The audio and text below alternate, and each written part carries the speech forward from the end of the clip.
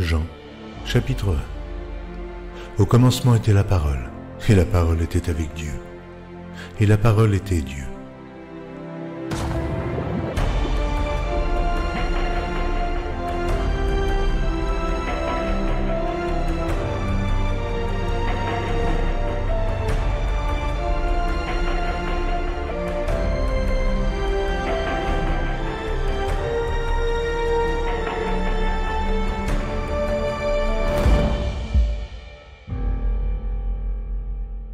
Shalom, chers téléspectateurs de TV Chandelier. Vous êtes de plus en plus nombreux à nous suivre. Vous avez parfaitement raison, vous avez choisi la bonne part. Car apprendre au pied du grand maître Jésus est un privilège qu'il ne faut surtout pas rater. La Bible dit dans Genèse 2, le verset 18, « Il n'est pas bon pour l'homme de rester seul. C'est pourquoi je lui ferai une aide semblable. » Quand on descend au verset 24, il est dit, « L'homme quittera son père et sa mère et s'attachera à sa femme, et ils deviendront les deux une seule chair. » Vous l'avez compris, il s'agit aujourd'hui de parler du mariage. Quel mystère renferme cette institution divine? Quelles sont ses implications? Et comment s'y prendre pour fonder un foyer épanoui? C'est à toutes ces questions et à tant bien d'autres que vous avez bien voulu poser sur la page Facebook de TV Chandelier qu'essayera de répondre notre illustre invité. Shalom papa. Shalom. Nous sommes très heureux d'être reçus par vous. Merci. Vous êtes une source de savoir. Et à vos pieds, nous sommes très heureux, nos téléspectateurs également, d'apprendre. Merci. Aujourd'hui, nous parlerons du mariage. Vous êtes le docteur Dion Yaye Robert, président du consistoire des églises protestantes évangéliques de Côte d'Ivoire, président fondateur de l'église protestante baptiste Œuvre Mission Internationale, une église qui a commencé dans votre maison avec 3 personnes. Aujourd'hui, cette église compte plus de 300 000 membres dans 2000 églises locales réparties sur les 5 continents. C'est cela?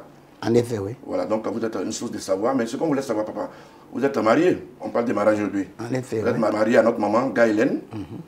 Ça fait combien de temps que vous vivez avec notre maman? Nous sommes à notre 50e année. Je n'ai pas bien entendu, papa. Nous sommes à notre 50e année. Waouh! Chers téléspectateurs, j'espère que là où vous êtes aussi en train d'applaudir. Vous avez bien entendu, il n'a pas dit 50 semaines, 50 jours, mais 50 années. Ouais, j'avoue que nous qui n'avons même pas encore 50 ans, c'est vraiment un privilège d'apprendre auprès de vous. Alors, chers téléspectateurs, nous pensons que chacun a préparé son calepin parce que toutes les paroles qui vont sortir de la bouche de ce sachant seront très utiles pour notre épanouissement. Alors, papa, vous avez 13 enfants avec notre maman. C'est quoi le mariage? Il faut aller dans le fondement. Je crois que vous avez cité les Saintes Écritures. C'est cela. Il faut descendre un peu plus bas, c'est-à-dire au chapitre 1, où Dieu dit, puis Dieu dit, ça c'est au verset 28, n'est-ce pas, du chapitre 1 de Genèse, c'est-à-dire le livre du commencement. Faisons l'homme à notre image, selon notre ressemblance, et qu'il domine sur les poissons de la mer, sur les oiseaux du ciel, sur le bétail, sur toute la terre, et sur tous les reptiles qui rampent sur la terre. Dieu créa l'homme à son image, il le créa à l'image de Dieu, il créa l'homme et la femme. Ce qui est important ici, c'est la procréation. Parce qu'il est dit, Dieu les bénit et Dieu leur dit, soyez féconds, multipliez. Il faut comprendre, le sens profond du mariage, c'est la représentation des familles célestes sur la terre. C'est pas la Bible dit que toutes les familles dans les cieux et sur la terre. Il y a des familles dans les cieux et tout ce qui est dans le ciel, c'est ce que Dieu reproduit sur la terre. C'est quoi? Dieu a reproduit sa personne en nous. Il a dit, faisons l'homme à notre image, à notre ressemblance. En tant que Dieu, ayant un corps visible qui fonctionne, qui le montre, qui le révèle, il est quand même esprit dans ce corps-là qui anime le corps. Et il voudrait qu'il y ait que son image, n'est-ce pas, que sa personne soit représentée. Et il a reproduit son image, reproduit sa ressemblance. C'est ce que nous sommes. Et pour ce faire, il a confié la mission de procréation à l'homme, pour que l'homme puisse multiplier son image, sa ressemblance, pour que, au fait, les familles célestes aussi soient représentées sur la terre. Ça, c'est le fondement du mariage. Tout homme qui se marie et qui comprend cela voit que le mariage est divin, est sacré, est une institution divine. Parce que c'est par le mariage que la famille, que Dieu se multiplie, que Dieu multiplie, disons, son image, sa ressemblance, et que la terre qu'il a créée, n'est-ce pas, se règne. Parce qu'avant de créer même l'homme, avant d'en faire venir l'homme à l'existence, avant de reproduire son image et sa ressemblance, il a d'abord mis tous les moyens qu'il faut pour permettre à l'homme qu'il va créer là d'avoir des moyens qui accompagnent son existence. Il a créé le règne minéral, le règne végétal et le règne animal qu'il a mis, n'est-ce pas, à la disposition de l'homme pour le développer et le gérer. Donc vous voyez que le mariage, profondément, vient de Dieu, c'est une institution divine et la mission première, c'est de multiplier l'image de Dieu, c'est de multiplier sa ressemblance pour que ce qui est au ciel là soit représenté sur la terre. Et la deuxième mission, c'est de gérer tous les règnes qu'il a mis, n'est-ce pas, à la disposition de l'homme. Alors, vous avez tout à l'heure dit que vous êtes à votre 50e année de vie commune avec votre épouse. Oui. Alors, quand on arrive à ce stade-là, à qui revient le mérite? C'est à l'homme ou bien à la femme? Parce que vivre 50 ans, au moment où d'autres font 50 jours, ils se séparent? Les deux. Parce que c'est les deux, il faut toujours l'équilibre. Dieu a voulu l'équilibre, c'est pourquoi il a donné une femme à l'homme. Parce que vous remarquez que dans le chapitre 2, au verset 18, il a dit qu'il ne faut pas que l'homme soit seul. Il faut lui donner une aide semblable.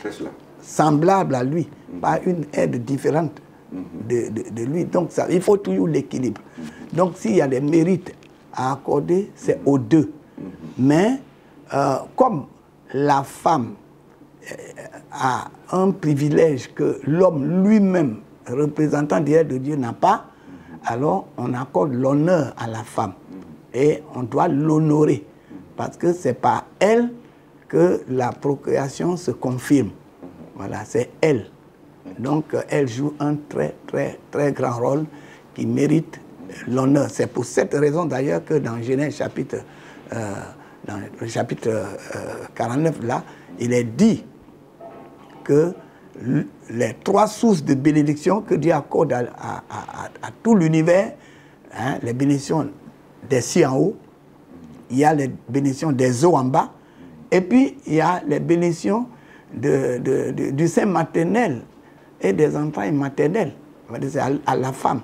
C'est dans les entrailles de la femme que l'homme, qui est l'esprit, s'est développé, n'est-ce pas, que Dieu fait développer dans les entrailles, et c'est elle qui ayant conçu ainsi, n'est-ce pas, qui permet à l'homme, qui est l'esprit, qui est la ressemblance de Dieu, qui est l'image de Dieu, vient à l'existence. Et on accorde cette grâce-là à la femme. Donc s'il y a le mérite, en tout cas si je dois accorder le mérite, j'accorde beaucoup plus le mérite à mon épouse qu'à moi-même. Voilà. Alors nous en profitons pour la saluer. Maman Dion, nous voulons vous saluer et vous dire merci pour tous les sacrifices que vous accordez auprès de notre papa. Merci. Alors, est-ce qu'il y a un mariage païen? Il y a un mariage païen et un mariage chrétien? C'est une fausse conception de penser que le mariage est païen, hein, que le mariage est chrétien, que le mariage est païen. Le mariage est une institution divine. Alors, lorsqu'on parle de chrétien, on parle de renaissance. C'est cela. Quand on dit, parce que chrétien, Christ est venu pour nous faire renaître. C'est justement parce qu'on est dégénéré que par Christ nous sommes régénérés. S'il n'y avait pas eu le péché, on ne parlerait pas de régénération, on ne parle pas de renaissance, on ne parlerait pas de religion. Vous voyez, c'est parce que justement que l'homme a failli qu'il y a une question de religion, mais Dieu les a unis avant qu'ils ne pêchent et que le problème de religion ou bien le problème de réconciliation avec Dieu ou de restauration viennent après. Donc le mariage n'a rien à voir avec une religion quelconque, mais si moi je suis chrétien, hein, fils de Dieu, hein, que j'ai cru en Christ, je suis disciple de Christ, si je célèbre mon mariage, je le célèbre sous le drapeau chrétien. Celui qui est musulman, il va célébrer le mariage sur le drapeau musulman. Celui qui est même animiste, c'est-à-dire qui est libre penseur, qui n'a pas un choix particulier par rapport à la croyance, il va célébrer le mariage sous cet angle-là, hein, sous ce drapeau-là. Donc, vous voyez, il n'y a pas de mariage païen, il n'y a pas de mariage chrétien. Mais il y a des païens qui se marient. Voilà. Autant qu'il y a des chrétiens qui se marient. Et autant qu'il y a des chrétiens qui se marient, il y a des croyants qui se marient, il y a les incroyants qui se marient. Le mariage est fondamental. Voilà. Moi, mon père n'était pas chrétien. Quand, avec ma maman, ils m'ont conçu, que je suis venu, et qui a été une bénédiction. Donc, vous voyez, on ne peut pas dire que, comme mon père n'était pas chrétien et que ma maman n'était pas chrétienne à cette époque, alors que ce mariage-là, c'est un mauvais mariage, que c'est païen. Non. Le mariage lui-même n'est pas païen. C'est l'homme qui est païen. Alors, païen veut dire désordre. C'est l'homme qui vit dans le désordre. Et c'est ce que, s'il vit dans le désordre, son désordre influence ce lien sacré qui est le mariage. Et alors, on peut dire que, ah, vraiment, ils sont en train de vivre un mariage païen. Mais le mariage lui-même n'est pas païen. Non. Le mariage est divin. Voilà. Bon, il y a forcément des conditions pour entrer dans le mariage. Y a-t-il des conditions? Oui, en effet. Alors, quelles sont ces conditions? D'abord, il faut comprendre le premier sujet que vous avez abordé, important. Cette raison qui pousse d'autres aujourd'hui à dire, moi, ils viennent à l'église. Et quand ils viennent à l'église, ils veulent avoir l'intention d'abandonner leur épouse avec qui ils ont vécu, ou bien le mari avec qui elle a vécu. Il dit, maintenant, je suis nouveau. Voilà, si quelqu'un est en Christ, c'est une nouvelle créature. Les choses anciennes sont passées, toutes choses sont devenues nouvelles. Mais ça c'est des fois, avec l'ancienne chose, il a 12 enfants. C'est une aberration grave. Voilà, on en parlera, mais c'est pour dire que il n'y a pas de mariage païen, il n'y a pas de mariage chrétien.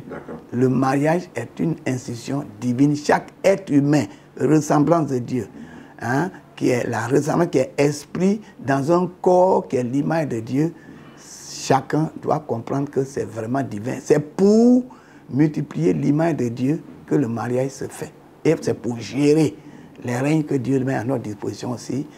Dieu veut gérer à travers nous. Donc ça, c'est important. Maintenant, la question que vous avez posée... Les conditions requises pour être dans un mariage? Il y a des conditions. Parce que le mariage étant sacré, on rentre dans le mariage par serment. C'est par serment. Or, le serment, ça, c'est fondamental. Que ce soit au village ou bien en ville, hein, que ce soit sous une juridiction organisée ou bien une juridiction disons, indigène, il y a toujours le serment. On pose la question, veux-tu prendre pour époux tel ou tel? Et on dit oui, et on prête le serment. Vous voyez, on prête le serment. Donc, pour rentrer dans le mariage, il faut le serment. Alors, pour prendre le serment, il faut être conscient de l'importance du mariage et des implications du mariage. Donc, on ne peut pas rentrer dans le mariage sans qu'on soit conscient des implications, on soit conscient de la responsabilité de l'homme par rapport à ce lien sacré du mariage qui permet d'accomplir l'acte le plus sacré, multiplier l'image du Dieu grand et la ressemblance du Dieu grand, permettre à la ressemblance du Dieu grand de venir à l'existence. Ça, c'est trop sacré, c'est trop grand. C'est une mission assez importante qu'on ne s'engage pas dans cette mission-là d'une manière vulgaire, d'une manière profane. Vous voyez? Donc c'est très important. Les conditions sont telles qu'il faut d'abord être responsable. Voilà. Il faut être mature. Voilà. C'est pourquoi le monde entier même sait qu'on ne peut pas faire marier quelqu'un de 12 ans. Aujourd'hui, le monde est gâté. On sait que le monde est gâté. Et de plus en plus, les âges diminuent en cause de la malédiction. Et aujourd'hui, on voit des enfants de 16 ans même qui se marient, mais dans le passé, ce n'est pas comme ça. Vous voyez? Et il y a trop de problèmes dans le cadre du mariage aujourd'hui à cause de l'irresponsabilité. Parce que les gens s'engagent dans le mariage sans trop de règles, hein, sans trop avoir conscience des implications du mariage. Hein? Les hommes comme les femmes des deux côtés. C'est très... Et même des parents aussi, des deux côtés. Et ceux qui marient des deux côtés. Alors, papa, vous avez parlé du serment. Dans le serment, on demande à chacun de motiver son choix. Alors, le mariage commence forcément par le choix. Alors, qu'est-ce qui doit nous guider dans le choix de notre conjoint? C'est les valeurs morales. La valeur morale. Est-ce que moralement, celle avec qui je veux partager ma vie pour servir Dieu, pour être au service de Dieu. Le mariage, en fait, c'est ça. Qu'on soit chrétien ou pas, une fois que l'homme et la femme se sont unis, c'est pour servir Dieu. C'est pour procréer, pour produire l'image. À travers eux, Dieu produit son image, sa ressemblance. Donc, c'est le service divin. Donc, celle avec qui, ou celui avec qui je veux partager cette vie sacrée, cette vie divine, ce service divin, ce sacerdoce, on peut même dire cela. Est-ce que la personne est mûre à une maturité morale, à une maturité physique et est consciente de la responsabilité de ce lien sacré? C'est très important. Pour que le mariage dure, il faut cela. Mais on ne peut pas baser ce choix-là sur la beauté physique, par exemple. Il y en a qui, moi je connais un ami qui veut une personne qui a 1m1, un teint cacao. Est-ce qu'on ne peut pas... Non, il y a l'aspect extérieur. Il y a l'aspect extérieur qu'il faut admirer. Voilà, il ne faut pas adorer, mais admirer. Donc Dieu met en nous toutes les facultés. Il y a les facultés d'admiration. Quand Dieu même a créé toutes choses, il a dit et cela était bon. Ça. Donc il faut apprécier. Il y a l'appréciation qui est différente de la convoitise. Voilà. Donc il faut apprécier. L'être que je veux marier, hein, un homme qui veut marier une femme doit apprécier la femme dans tous les aspects. Il y a l'aspect moral et il y a l'aspect physiologique. Hein. La morphologie aussi compte. Parce que chacun, Dieu nous donne la faculté d'apprécier et d'avoir un goût. Voilà. D'apprécier et d'avoir un goût. Nous sommes des esprits. Nous ne sommes pas charnels, nous sommes des esprits. Et l'esprit apprécie. C'est pourquoi l'esprit apprécie l'esprit. Mais l'esprit apprécie l'esprit, mais dans un corps magnifique. Voilà, il faut apprécier. Donc on ne peut pas se marier sans apprécier. Voilà, c'est pourquoi on n'impose pas le mariage. Il faut que ce soit par choix. On peut proposer, mais il faut laisser le choix à celui qui va rentrer dans ce lien-là, de prendre sa responsabilité. Parce qu'en prenant ma responsabilité, hein, je jauge tout. Il y a l'aspect morphologique, c'est-à-dire corporel. Est-ce que cette fille-là que je veux prendre, est-ce qu'elle est belle? Bon. C'est-à-dire tous les êtres sont beaux. Tous les êtres sont beaux. Il n'y a pas de vilaine personne, au contraire. Mais est-ce que cette personne-là, sa carrure hein, physiologique, morale et autres, est-ce que ça rentre dans mon appréciation? Est-ce que ça rentre dans mes notes? Bah, je note. Voilà, il faut noter. Et elle aussi, elle doit être libre de savoir si c'est moi qu'il faut ou non. Ma forme et tout ça, c'est important. Hein? Et puis mon caractère, ma forme. C'est pas, il y a une étude qui se fait. Cette étude-là, c'est la période de fiançailles, où on s'examine, on étudie. Et c'est pourquoi dans le concept, par exemple, de famille religieuse, de famille spirituelle, vous voyez, on ne saute pas comme ça pour aller prendre une femme et puis dire, voilà, je l'ai prise. Non, il y a tout un processus à suivre pour qu'on soit dans les règles, hein, qu'on soit dans les règles et qu'on puisse évaluer vraiment nos responsabilités vis-à-vis de l'autre, que l'autre aussi évalue. C'est pourquoi la Bible dit d'ailleurs qu'il ne faut pas réveiller l'amour pendant que l'amour n'est pas encore réveillé. C'est très important. Parce que si on le réveille, il faut lui donner à manger. Ah oui. Alors si tu as réveillé l'amour, alors que l'amour, ce n'est pas le temps, alors finalement ça devient charnel et finalement c'est la catastrophe après. Mais dans les critères de choix, qu'est-ce qui prime, le volet physique ou le volet moral? De nos jours, l'homme est devenu très charnel. Bon, nous sommes à l'âge, aujourd'hui, l'âge de fer. Les gens sont devenus durs d'entendement. Et ils ne cherchent même pas ce qui est spirituel. Donc, ils ne regardent à ce qui frappe les yeux. Vous voyez, l'homme est devenu plus extérieur qu'intérieur. Voilà. Dans le passé, nos ancêtres vivaient de manière intérieure. C'est pourquoi ils pouvaient voir les anges, ils pouvaient être facilement à l'attente de Dieu. Mais aujourd'hui, les gens sont devenus charnels. Ils vivent par la chair. C'est la chair qui domine l'esprit. Oh, l'homme est un esprit. Quand la chair domine l'esprit, l'esprit n'est plus libre, ça devient une abomination. Et c'est ce qui se passe dans le domaine du mariage. Beaucoup s'engagent dans le mariage seulement à regarder pour les morphologiques. Bon, et là, ça c'est une fausse piste. C'est pas mauvais, mais cette dimension-là ne doit pas primer. Parce que demain, cette femme que tu as trouvée, qu'elle est belle, elle est ronde, elle est bien. Après un accouchement, la hanche est déplacée. C'est cela. Et tu vas voir qu'elle marche maintenant gauche. Et tu vas commencer à regretter.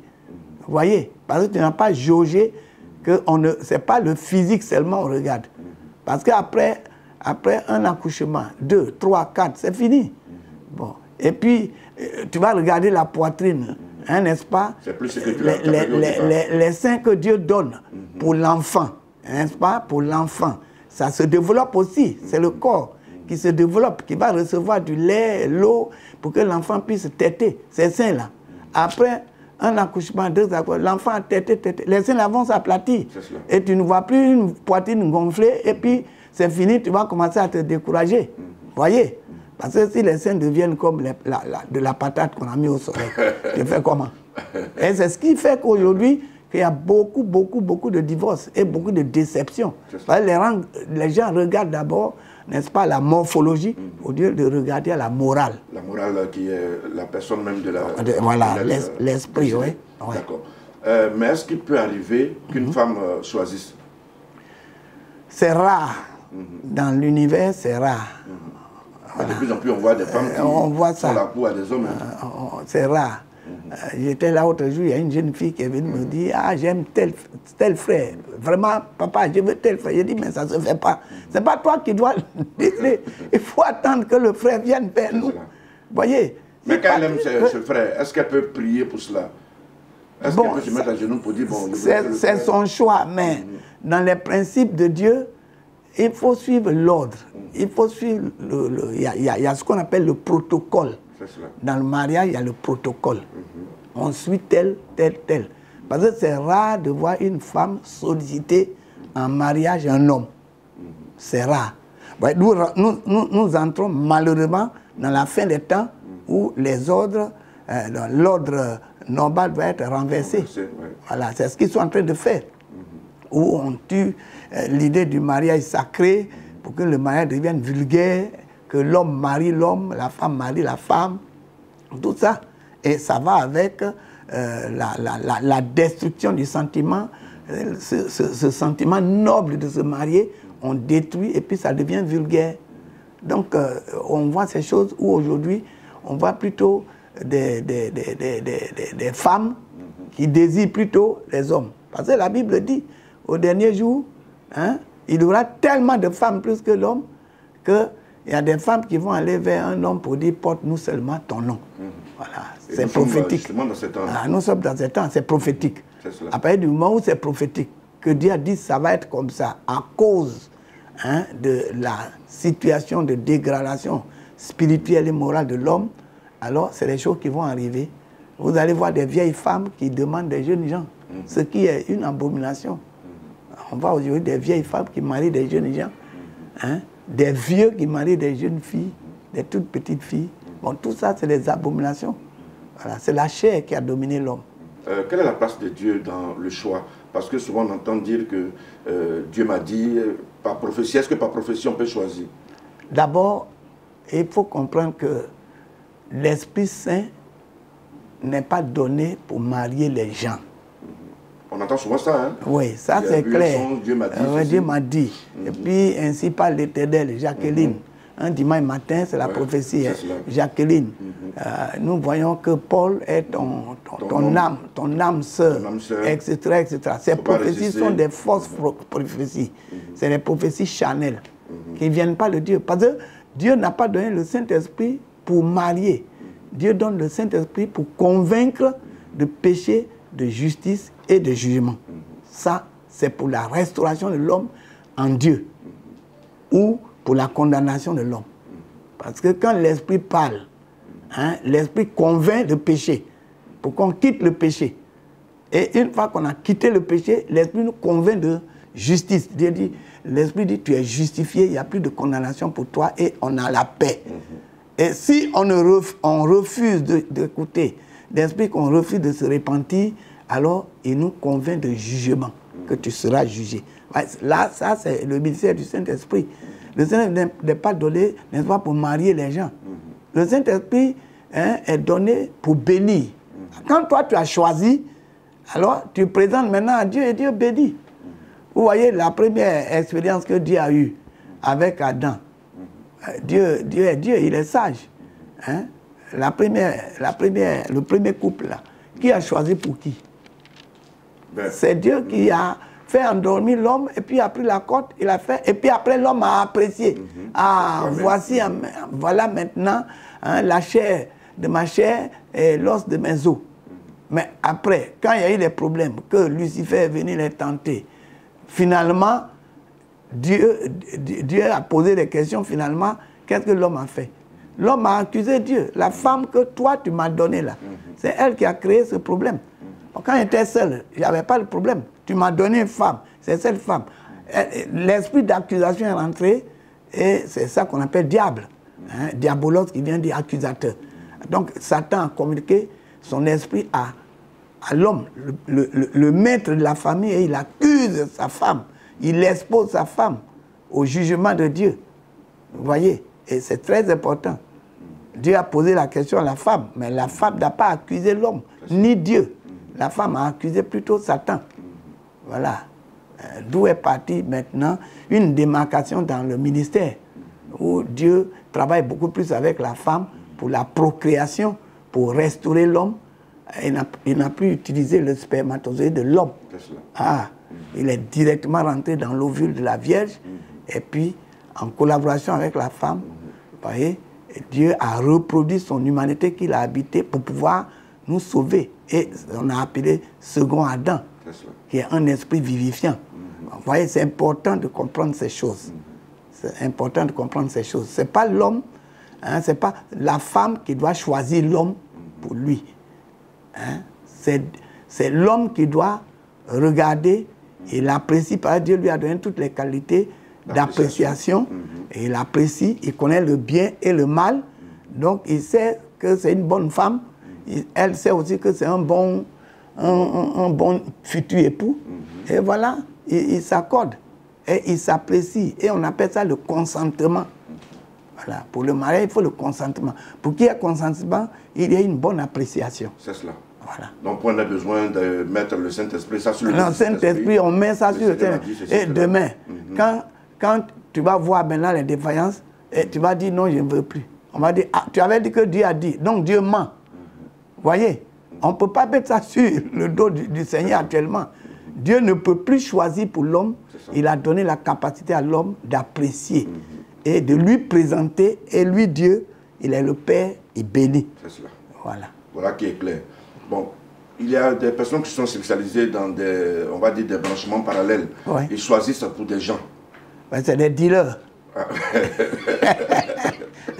Dans la maison de Dieu aussi, il y a des dealers. Un frère peut voir un autre frère et dire, écoute, il faut arranger Catherine pour moi. Il faut arranger ça. Toi, tu es un bon parleur, tu peux la convaincre pour moi. Ça peut arriver. Et ça arrive souvent, tu n'aimes pas la personne. Est-ce que l'amour peut venir après? Non, c'est difficile. Parce que souvent, il a dit non, bon, j'aime pas, non, laisse. C'est vraiment difficile. Toi, après, ça va venir. Quand il n'y a pas une appréciation d'avance de la part de l'individu, que ce soit la femme ou l'homme, que ce soit la fille ou le garçon, il faut l'appréciation d'abord. Parce que si on impose demain, les sentiments meurent. L'amour demeure. On ne peut plus dire, l'amour ne passe pas. Tu ne peux pas dire oui aujourd'hui et puis demain tu dis non, j'avais dit ça, mais je me rends compte qu'il y a des facteurs qui c'est que tu mens. Tu mens à l'Esprit de Dieu. Et tu fais Dieu aussi menteur. Voilà. Dieu dit l'amour ne passe pas. Et puis toi tu dis mais l'amour est maintenant passé. C'est dû à quoi? À la chair. C'est que tu as choisi par la chair. Par motivation. Et par motivation, on t'a poussé à choisir. Voyez, on peut choisir une femme pour quelqu'un, mais il faut donner la possibilité à la personne de dire oui ou non. Ça peut arriver quand on choisisse. Est-ce qu'il est prudent pour quelqu'un qui ne travaille même pas encore d'entretenir le désir d'une femme dans son cœur?